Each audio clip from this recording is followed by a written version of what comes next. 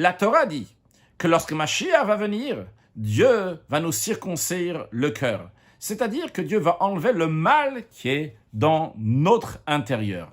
Mais qu'est-ce qu'il en est du monde entier? Est-ce que Dieu va aussi enlever le mal du monde entier dès que Mashiach va arriver? Eh bien, la réponse est la suivante. Le monde se perfectionnise étape par étape.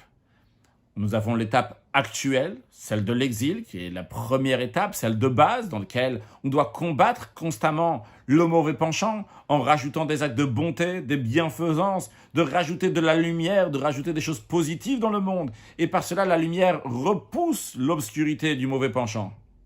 Puis après, on a une deuxième étape. Lorsque Mashiach va venir, Dieu va enlever le mauvais penchant de notre intérieur. Mais il y aura encore du mal dans le monde. Donc il y aura encore une possibilité de faire du mal.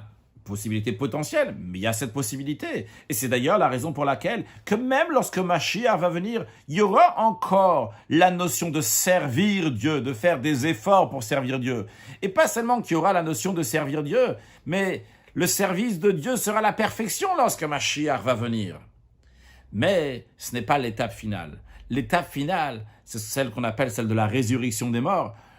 À ce moment-là, pas seulement que Dieu va enlever le mauvais penchant de nous-mêmes, mais Dieu carrément va enlever le Yetzer Hara, le mauvais penchant du monde entier, et le mal du monde entier va partir. En effet, nos sages disent que lorsque Mashiach va venir, Dieu va faire la shrita du Yetzer Hara, abattre le Yetzer Hara, le mauvais penchant. Le prophète dit que je vais enlever totalement l'esprit de l'impureté de terre.